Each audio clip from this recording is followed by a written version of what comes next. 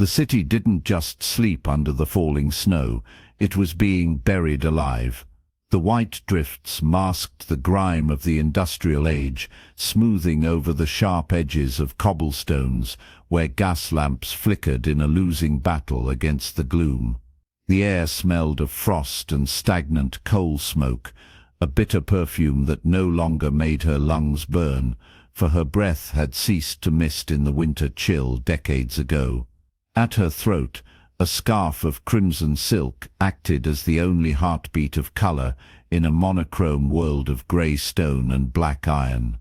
Being the Vampire King's daughter meant walking these streets as a ghost, untouchable, indifferent, and bound by a covenant that forbade interference in human suffering. But indifference is a heavy coat to wear when you are the only one who notices a tragedy unfolding in the silence. The snow fell like ash over the city's old quarter, each flake a silent witness to the centuries Eulalia Penhaligon had walked these cobblestone streets. Tonight, the air tasted of iron and ice, a familiar combination that no longer stirred anything within her chest. No breath misted before her lips, no pulse quickened at the distant sound of laughter spilling from the tavern 3 blocks east. She moved through the narrow alleyway between the antiquarian bookshop and the shuttered apothecary, her black wool coat absorbing what little light the gas lamps offered. The fabric whispered against the brick walls, a sound softer than the settling snow. Her father's court convened in 2 hours. Another tedious evening of bloodline disputes and territorial negotiations. Another performance of regal indifference. The red scarf at her throat, hand-woven silk from Prague, a gift from a merchant who'd sought her favor a decade past, caught on a nail protruding from a wooden beam. She paused, extracting the delicate fabric with fingers that registered texture but not temperature. The scarf had been warm once, she supposed, when she'd been warm. Before the turning. Before her father's blood had rewritten every cell in her body into something that existed outside the mortal experience of heat and cold. She wound the scarf tighter, a gesture of habit rather than necessity. The alley opened onto Mercier Street, where the old world met the new in an uneasy truce. Victorian lampposts stood beside flickering electric signs. Horse-drawn carriages shared the road with automobiles that coughed black smoke into the winter night. Eulalia kept to the shadows, as was proper, as was required. The covenant of separation demanded it. Vampires observed but did not interfere. They fed, yes, but with discretion. With contracts and willing donors who understood the exchange. They did not involve themselves in human suffering. They especially did not notice shivering children. But Eulalia noticed. The boy huddled against the wall of the closed bakery, small enough that she'd nearly missed him in the accumulating snow. Perhaps 8 years old, perhaps 10, mortal aging had become difficult for her to gauge. His coat was too thin, the kind of garment that suggested poverty but not destitution. A working family then, one that had fallen on hardship. His lips had gone blue. The color registered in her vision with the same clinical precision that allowed her to count the individual snowflakes melting against his dark hair. 43 flakes in the span of 5 seconds. His breathing came in shallow gasps. Each exhalation a tiny cloud of warmth surrendered to the merciless air. Walk past, she told herself. The same directive she'd given herself 1,000 times in 1,000 similar situations. Human frailty was not her concern. Her father had been explicit on this point during her education. We are not saviors, Eulalia. We are apex predators who have learned to wear civilization like a comfortable coat. The moment we begin to care, we become vulnerable. Vulnerability is death. The boy's eyes opened, dark eyes, almost black in the dim light. They fixed on her with the unfocused gaze of advancing hypothermia. He didn't speak, didn't call for help, simply stared, as if he'd already accepted whatever fate the night would bring. Eulalia's hand moved to her throat, touching the red scarf. Foolishness, sentiment, weakness. She took 3 steps past him, her boots leaving precise impressions in the fresh snow. The Vampire King's daughter did not stop for freezing children. She had appearances to maintain. A reputation built over 60 years of perfect adherence to protocol. The boy coughed, a wet, rattling sound that spoke of fluid in the lungs. Eulalia stopped. The street was empty. No witnesses save the snow and the indifferent buildings. The tavern's laughter had faded to a dull murmur. Somewhere in the distance, a church bell tolled the half-hour. 30 minutes until she was expected at court. 30 minutes to make a choice that would either mean nothing or everything. She turned back. The boy tracked her movement with those dark eyes, but still didn't speak. Fear, perhaps, or simply the conservation of energy that came when the body began shutting down non-essential functions. Eulalia crouched before him, bringing herself to his eye level. This close, she could hear his heartbeat, rapid and thready, struggling to pump warming blood through constricting vessels. "Where is your family?" Her voice emerged softer than she'd intended, lacking the crisp authority she wielded in her father's court. The boy's jaw trembled, whether from cold or emotion, she couldn't determine. Gone. The single word cost him visible effort. Gone. Dead. Fled. Abandoned. The specifics hardly mattered. The result was the same. A child alone in the snow, dying by degrees. Eulalia's fingers found the scarf at her throat. The silk whispered as she unwound it, the red fabric vivid against the monochrome night. Foolish. Sentimental. Weak. All the things her father had warned against. All the things that made vampires vulnerable to hunters who exploited compassion like a blade between the ribs. She wrapped the scarf around the boy's neck anyway. The warmth of her body, or rather the ambient heat the fabric had absorbed from her proximity, transferred to his skin. Not much. Not enough. But his eyes widened fractionally, awareness flickering in their depths, like a candle flame in a draught. "Can you stand?" Eulalia asked. He tried. His legs buckled immediately, muscles too cold to support his weight. She caught him before he collapsed face first into the snow, her preternatural strength making his slight frame feel weightless. The boy gasped at the contact, and she realized her mistake immediately. Her hands were cold. Not winter cold, but corpse cold. The cold of something that had never been alive, or had forgotten how to be. The boy stiffened in her grip, instinct recognizing what conscious thought could not name. "Easy," she murmured, adjusting her hold to minimize contact. "I'm taking you somewhere warm." A lie, perhaps. Her father's estate was grand but maintained at a temperature comfortable for the undead, which meant barely above freezing by human standards. But the servants' quarters had fireplaces. The kitchen maintained heat for the human staff, who managed daytime affairs. She could find somewhere to deposit this child until he recovered enough to be sent on his way. Simple charity. Nothing more. The boy's weight settled against her as she lifted him, his head lolling against her shoulder. Through the thin fabric of his coat, she felt the violent shivering that racked his small frame. His heartbeat pressed against her chest, a frantic rhythm that spoke of a body fighting desperately to survive. She moved through the streets with inhuman speed, not quite running but covering ground faster than any mortal could manage. The snow swirled around them, and she angled her body to shield him from the worst of the wind. Protective instinct, she told herself. The same impulse that made her father's hunting hounds guard wounded prey. Nothing more complex than that. The Penhaligon estate rose before them, all Gothic spires and wrought-iron gates. The guards at the entrance, vampires both, old enough to have served her grandfather, stiffened at her approach. Their eyes fixed on the bundle in her arms, then on the red scarf wound around the boy's throat. "My lady," the taller one began, his voice carefully neutral. "The covenant is not breached by offering shelter," Eulalia interrupted, her tone brooking no argument. "Open the gate."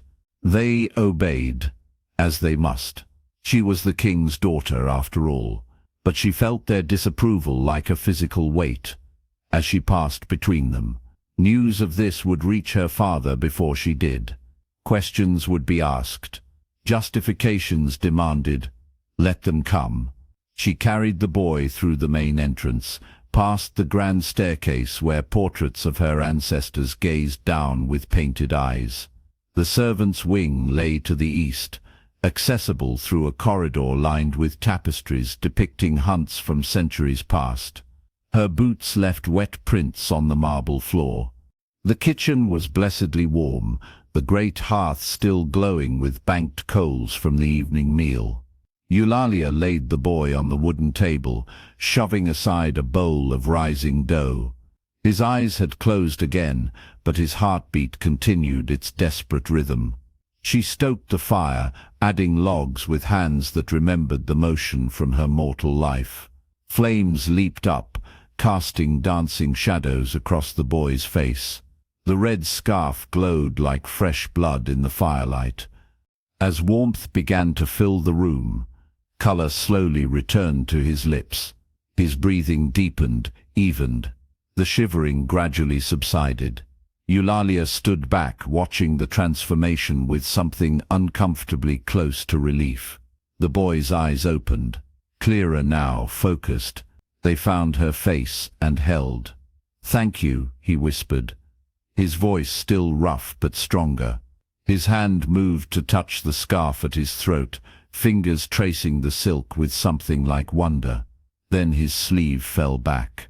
Eulalia's entire body went rigid. There, on the pale skin of his inner wrist, rendered in black ink that could only be a birthmark, the Zeklos family crest. The serpent coiled around the broken crown, the symbol of the oldest pure bloodline in the city, the family that had spent 3 generations trying to undermine her father's rule. The boy followed her gaze. His expression shifted, fear replacing gratitude in an instant. He tried to pull away, but weakness kept him pinned to the table. "Please," he breathed. "Please don't." The kitchen door slammed open. Valerius stood in the doorway, her father's captain of the guard, his face carved from stone. Behind him, she glimpsed other figures. The court had assembled early. "Lady Eulalia," Valerius said, his voice carrying the weight of formal accusation, "you've brought a Zeklos into the king's house." The silence stretched like ice cracking underfoot. Eulalia didn't move, didn't breathe. The boy's wrist lay exposed between them, that damning mark stark against his skin. Behind Valerius, she could see them now, 3 more guards, their hands resting on sword hilts. The morning light caught the edge of steel. "Step away from him, my lady." Valerius's voice carried no warmth, only the flat tone of duty. His eyes, usually kind when they met hers in the corridors, had gone cold as winter stone. The boy, this Zeklos, made a sound. Not quite a whimper, but close. His fingers clutched at the red scarf, knuckles white. "He was dying," Eulalia said. Her voice came out steadier than she felt. "I found him in the snow." "You found a Zeklos?" Valerius took one step into the kitchen. The floorboards creaked under his weight. In the middle of winter, conveniently close to the king's residence. "He's half dead from cold. Vampires don't feel cold." Another step. The other guards fanned out behind him, blocking the doorway. Not like that. Not unless they're mortal enough to freeze. The word hung in the air between them. Mortal.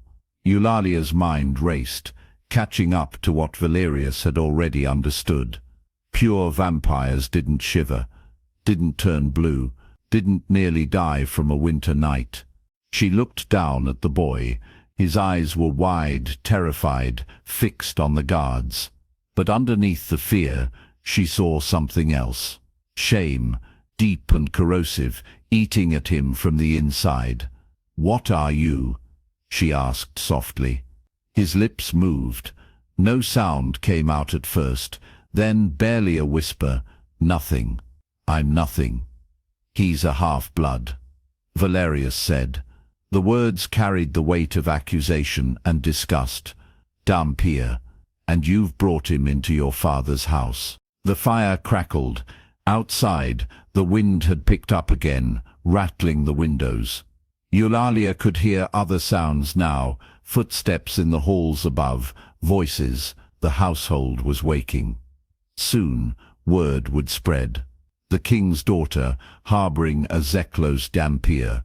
She met Valerius's gaze, willing him to believe her. "I swear to you, I didn't know who he was." Ignorance isn't a defense. But something in his expression softened, just slightly. He'd known her since she was a child, had taught her to ride, to fence, to navigate the treacherous waters of court politics. "Lady Eulalia, you need to step away. Now, before this becomes something I can't protect you from." The boy's hand shot out, grasping her wrist. His touch was still cold, but warming, desperate. "Please," he breathed. "Don't let them take me back. Please, back." The word caught in her mind like a hook. "You ran away," she said. Not a question. His grip tightened. "He threw me out. Said I wasn't worthy of the name, that I'd brought shame on the bloodline just by existing." His voice cracked. "He left me in the snow to prove I was mortal, to prove I wasn't really his son." The kitchen went very still. Eulalia looked at Valerius, saw the calculation in his eyes, the pieces falling into place. A pure-blood family, discovering their heir carried mortal weakness. The shame of it. The rage. Valerius asked, though his tone suggested he already knew. "Who threw you out?" "Balthazar Zeklos." The boy's voice was barely audible. "My father." Of course. Balthazar, who had stood before her own father's court 3 months ago, arguing that half-bloods should be stripped of their family names, that they diluted the ancient bloodlines, weakened vampire society, that they were abominations. He'd been speaking about his own son. Eulalia felt something cold and sharp settle in her chest. Not quite anger. Deeper than that. She thought of her own father, who had held her when she cried, who had never once made her feel less than whole, who had taught her that power without compassion was just cruelty wearing a crown. "How long?" she asked. "How long were you out there?" The boy's eyes dropped. 3 days, maybe 4. I lost count. 3 days, in the killing cold. She looked at his hands, saw the frostbite damage on his fingertips, saw how thin he was under the borrowed coat, how his cheekbones stood out sharp against hollowed cheeks. He hadn't just been cast out last night, he'd been surviving barely, for days. Valerius swore, low and vicious. The sound startled her. She'd never heard him break composure like that. "This is a test," he said. "Balthazar's testing him, seeing if he'll die mortal or survive vampire. It's an old ritual, illegal for 2 centuries, but some of the pure-blood families still." He stopped, shook his head. "If we send him back now, he'll die, one way or another. Then we don't send him back." Eulalia's voice came out harder than she intended. She felt the boy's grip on her wrist loosen slightly. hope flickering in his eyes. "My lady," Valerius's tone carried a warning. "The king, my father would want to know the truth before making any decisions." She straightened, pulling herself to her full height. "Let the princess show through the girl. This boy is under my protection until we understand what's happened." "That's not a request, Captain." The guards behind Valerius shifted. She could feel their uncertainty, their conflict between orders and the authority she was claiming. Valerius himself stood frozen, caught between duty to the king and duty to the king's daughter. Finally, he exhaled. "He stays in your quarters, under guard. No one else sees him, until we can present this to your father properly." His eyes hardened. "And if this is some kind of trap, some Zeklos scheme?" "It's not." The boy's voice was stronger now, warming with the room. "I have nothing. I am nothing to them. My father made that clear." Valerius studied him for a long moment, then nodded. "Once. Sharp. Get him upstairs. Quietly. Use the servants' passage." He turned to the guards. "You three with me. We need to secure the perimeter and make sure no one else knows about this yet." They moved with military precision, filing out. But Valerius paused at the door, looking back. "Lady Eulalia, your father returns from the Northern Territories tonight. You'll need to explain this before then." His expression softened, just slightly. "And for what it's worth, you did the right thing, bringing him in from the cold." Then he was gone, and the kitchen felt suddenly too large, too quiet. Eulalia looked down at the boy, at Ignatius. She supposed she should call him if that was his name. He was sitting up now, the color fully returned to his face. In the firelight, she could see the Zeklos features more clearly, the sharp cheekbones, the aristocratic nose. But his eyes were different, warmer, more human. "Can you walk?" she asked. He nodded, sliding off the table. His legs shook, but held. She steadied him with a hand on his elbow, feeling the tremor in his muscles. "Thank you," he said again. I don't know why you're helping me." "Neither do I," she admitted. Then more quietly, "That's a lie. I do know. You were dying, and I couldn't walk past that. Even if you are a Zeklos." Something that might have been a smile ghosted across his face. "Especially because I'm a Zeklos." "Maybe." She guided him toward the servants' door, the one that led to the back stairs. "Come on. We need to get you somewhere safer before the household fully wakes." The passage was narrow and dark, lit only by occasional oil lamps. Their footsteps echoed on the stone. Ignatius leaned on her more heavily than he probably wanted to admit, his breathing labored. Whatever vampire strength he possessed was buried under days of exposure and starvation. "What's your name?" he asked as they climbed. "Your real name, not just my lady." "Eulalia, Eulalia Penhaligon." He stumbled. She caught him, held him steady. "The king's daughter," he breathed.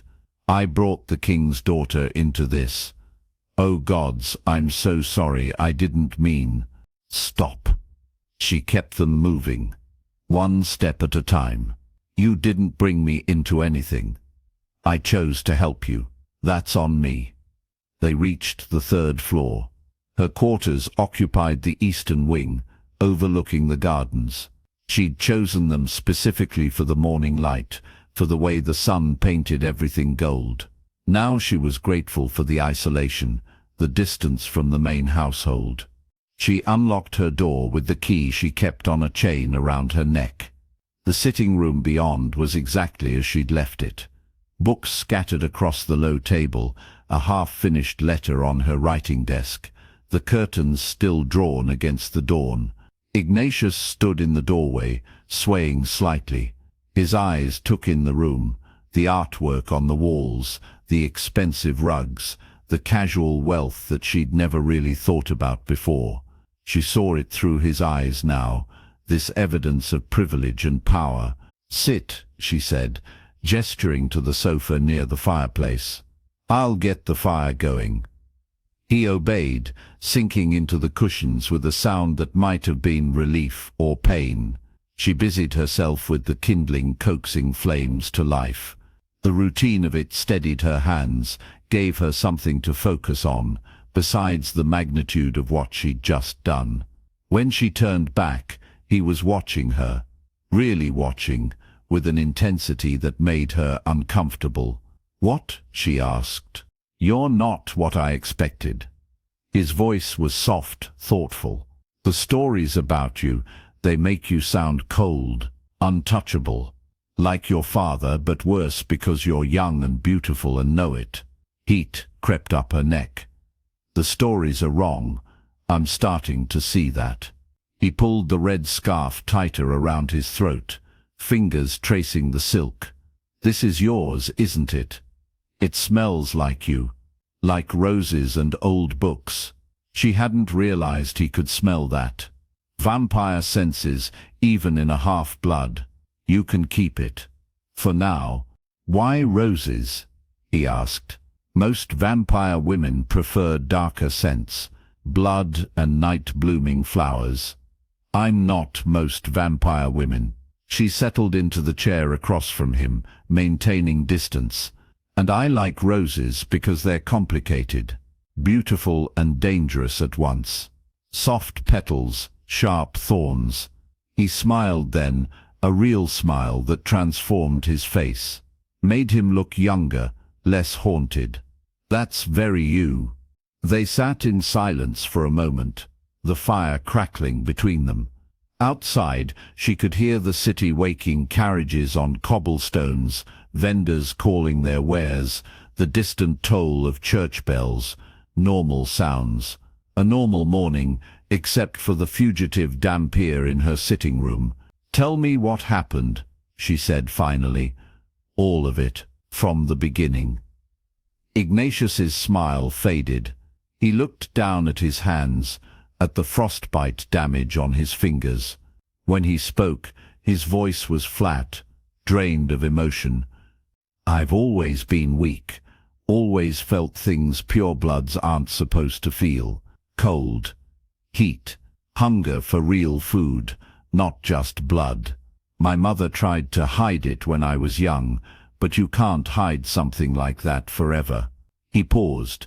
"She died when I was 12. After that, there was no one to protect me from my father's disappointment." "He knew you were Dampier?" "He suspected. But as long as I could pass, as long as I played the part of a proper Zeklos heir, he could pretend, could tell himself I'd grow out of it, that the vampire blood would win." His laugh was bitter. "It didn't. If anything, I got more mortal as I aged. Started feeling the seasons change. Started needing sleep, real sleep. Not just the meditation purebloods do." Eulalia leaned forward. "What changed? Why now?" "Winter came early this year. You remember the first snow in October, weeks before it should have fallen. I couldn't hide my reaction to it. Couldn't stop shivering during the family dinner." His voice dropped. "My father saw. Everyone saw. And he stood up from the table and told me I had one chance to prove I was worthy of the Zeklos name. The cold test. He called it a purification ritual. Said if I had enough vampire blood, I'd survive the winter night without shelter, that the cold would burn away the mortal weakness." Ignatius looked up, met her eyes. He knew I'd fail. He wanted me to fail, wanted an excuse to be rid of the shame I represented. The fire popped, sending sparks up the chimney. Eulalia watched them rise and die, thinking about cruelty, about fathers who saw their children as extensions of their own pride, rather than people deserving of love. "So he threw you out," she said. 3 days ago. 4, I think. Time gets strange when you're dying. He touched his wrist, the mark there. I tried to come back the first night. Begged at the servants' entrance. They turned me away on his orders. Said I wasn't family anymore. Wasn't anything. Where did you go? Anywhere I could find shelter. Doorways. Alleys. I tried to stay moving, thought that would keep me warm. His voice cracked. It didn't. By yesterday, I couldn't feel my hands anymore, couldn't think straight.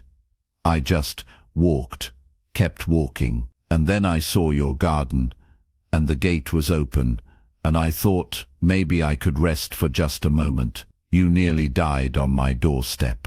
I know. He met her eyes again. I'm sorry for that, for bringing this to you, but I'm not sorry you found me, even if it means... He stopped, swallowed hard. Even if your father sends me back, at least I got to be warm one more time. At least someone cared enough to bring me inside. Something in Eulalia's chest twisted. She thought about her own life, the privilege she'd always taken for granted. Warm beds and full meals, and a father who loved her unconditionally. She'd never had to fight for basic dignity, for the right to exist. My father won't send you back, she said. The certainty in her voice surprised her. Not to die.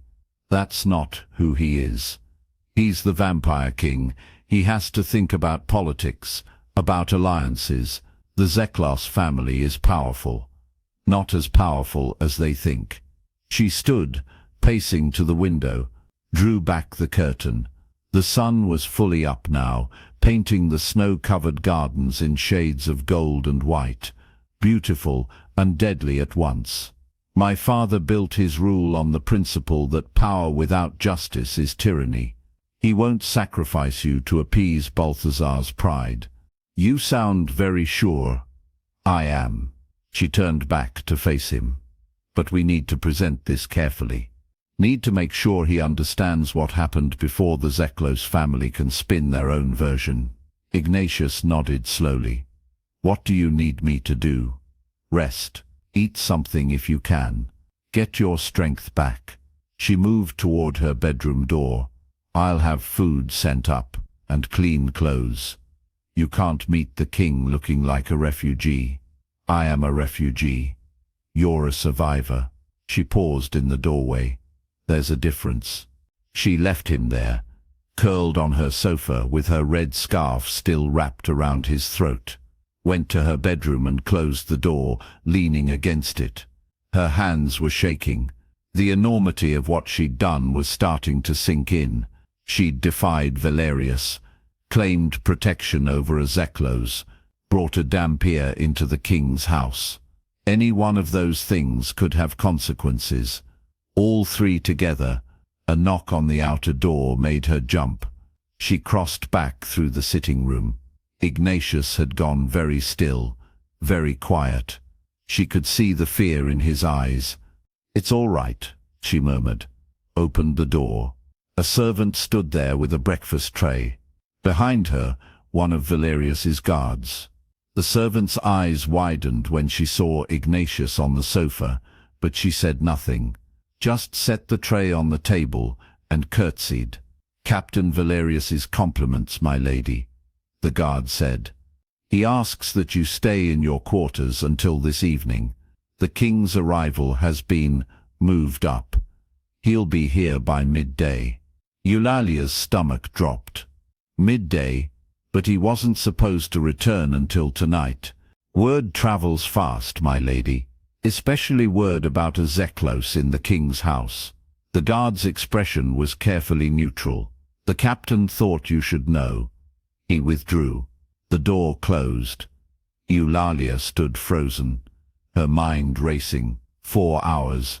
She had 4 hours to figure out how to explain this to her father. 4 hours before the most powerful vampire in the city learned his daughter had started a political incident before breakfast. Behind her, Ignatius made a small sound. She turned. He was standing now, backing toward the window. "I should go," he said. "Before he arrives, I can slip out, disappear.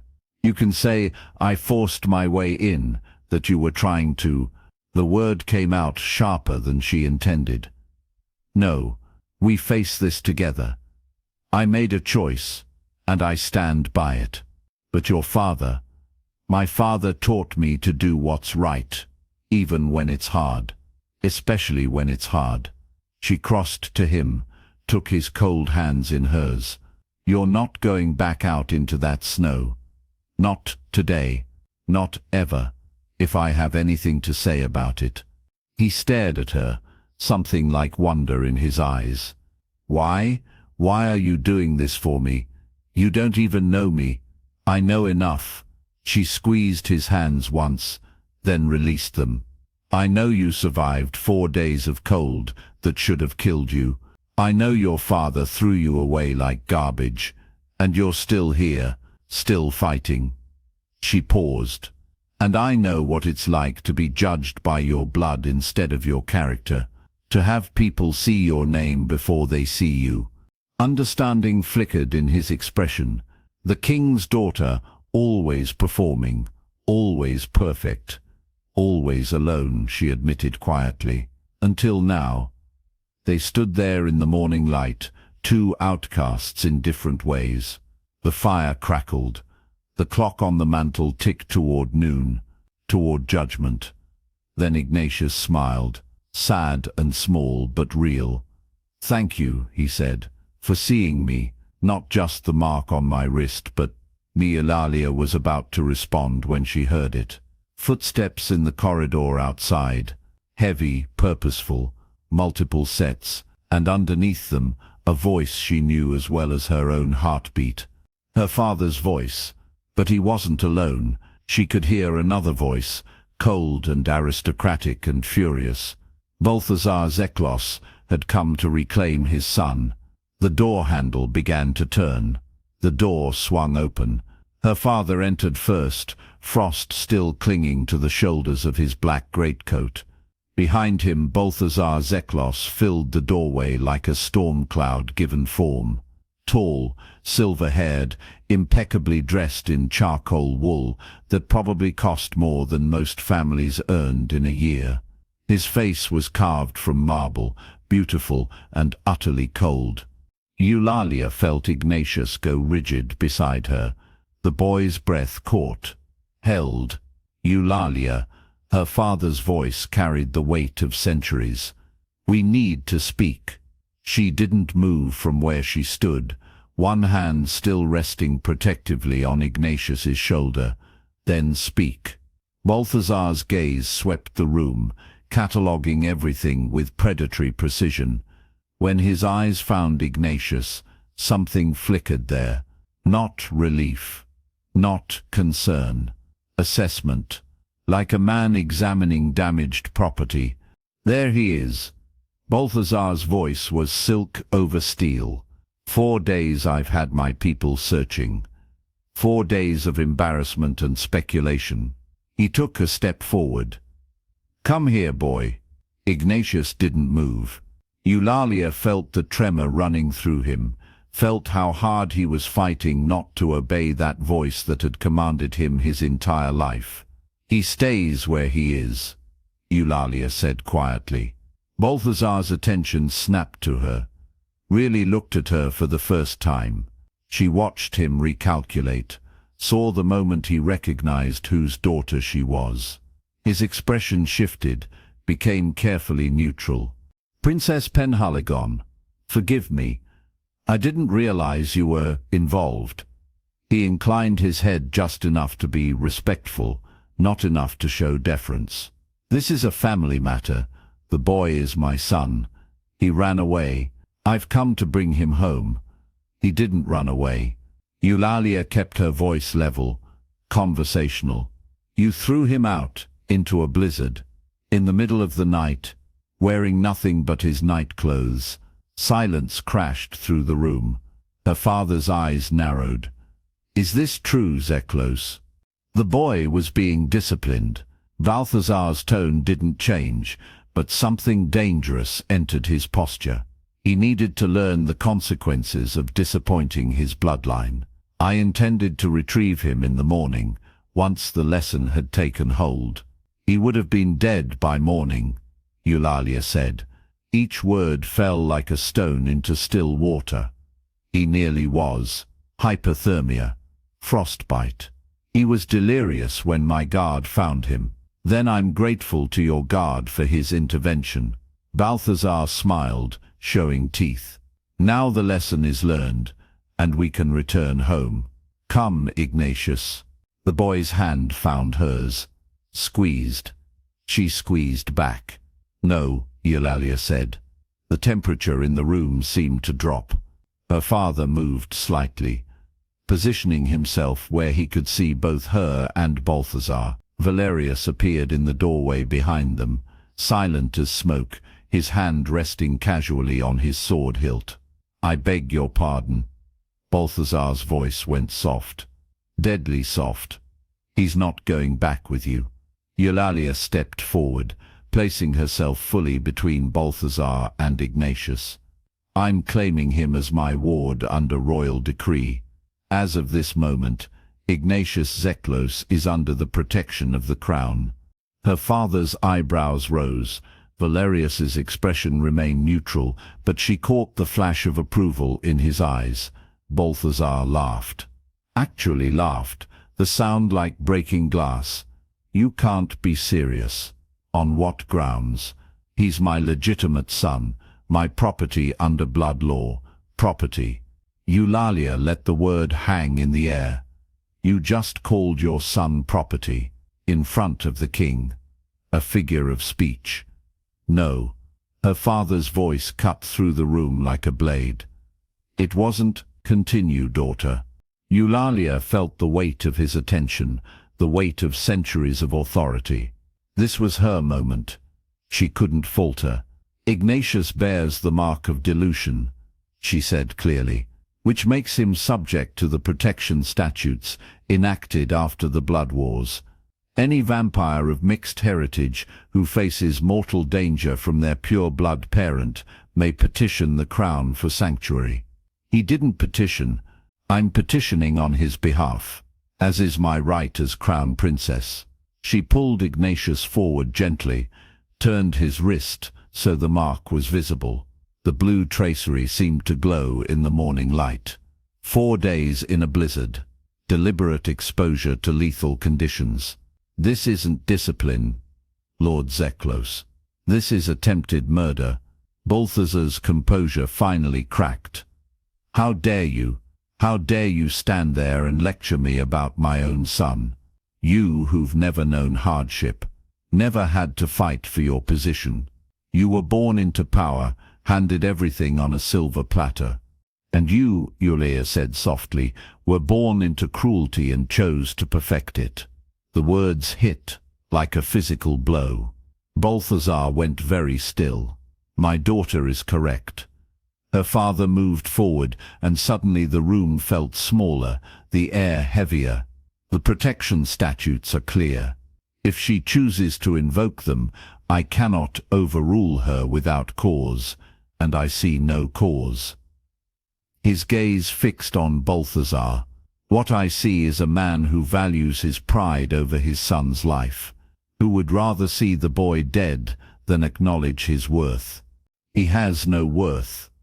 The words exploded from Balthazar. He's weak, contaminated, an embarrassment to everything our family stands for. I gave him every chance to prove himself, and he failed, again and again. What was I supposed to do? Pretend he's something he's not. Love him anyway, Eulalia said. The simplicity of it seemed to stun everyone in the room. Even Balthazar stood frozen, his mouth open, no words coming. That's what you were supposed to do, she continued. Love him anyway. Not despite what he is, but because of who he is, because he's brave enough to survive what you did to him, because he's kind enough to worry about disappointing you even after you threw him away, because he's strong enough to stand here right now, facing you, when every instinct is screaming at him to run. She felt Ignatius straighten beside her, felt his hand steady in hers. "You call him weak," Eulalia said. "But he survived 4 days of cold that would have killed most pure bloods in one. You call him contaminated, but his blood is what kept him alive when yours would have frozen solid. You call him an embarrassment, but the only embarrassment in this room is you." Balthazar's face had gone white, then red, then a mottled purple that suggested his control was hanging by a thread. "You have no idea what you're talking about. No idea what it's like to maintain a bloodline, to uphold standards that have existed for millennia, to watch your legacy crumble because of one mistake. He's not a mistake." Eulalia's voice rang through the room. "He's a person, and if you can't see that, then you don't deserve to call yourself his father." The silence that followed was absolute. Even the fire seemed to hold its breath. Then her father spoke, and his voice carried the weight of judgment. "Eulalia Penhaligon, do you formally claim Ignatius Zeklos as your ward?" "I do. Do you swear to protect him, provide for him, and defend his rights as if he were your own blood?" "I swear it. Then by the authority vested in me as king, I recognize this claim. Ignatius Zeklos is hereby released from his father's custody and placed under crown protection." He turned to Balthazar. "You will not approach him. You will not contact him. You will not speak his name in public or private. If you violate these terms, I will consider it an act of aggression against the crown itself. Am I understood?" Balthazar stood trembling, his hands clenched into fists. For a moment, Eulalia thought he might actually attack, might throw everything away for one moment of violence. Then he turned on his heel and walked out. The door slammed behind him hard enough to rattle the windows. The room exhaled. Eulalia's legs suddenly felt weak. She sank into the nearest chair, pulling Ignatius down beside her. The boy was shaking, silent tears streaming down his face. "You're safe," she whispered. "You're safe now." Her father approached, knelt before them both. Up close, she could see the lines around his eyes, the weight he carried. He reached out, touched Ignatius's cheek, gently. "Welcome to the family, boy." Then he rose, nodded to Valerius, and left them alone. The afternoon sun slanted through the windows, turning the room gold. Outside, the snow had stopped. The city was beginning to dig itself out, to rebuild, to continue. Inside, the fire crackled softly. Ignatius leaned against her shoulder. "What happens now?" Eulalia looked down at him. This boy who had survived the unsurvivable, who had taught her that strength came in forms she'd never imagined, who had reminded her that sometimes the most radical act was simply choosing kindness. "Now," she smiled. "Now we figure it out together. One day at a time." Through the window she could see the palace gardens below, buried under fresh snow. Come spring, they would bloom again. Different flowers, perhaps, new growth from old roots. Everything changed. Everything continued. And for the first time in longer than she could remember, Eulalia felt something unfurl in her chest, something warm and fragile and impossible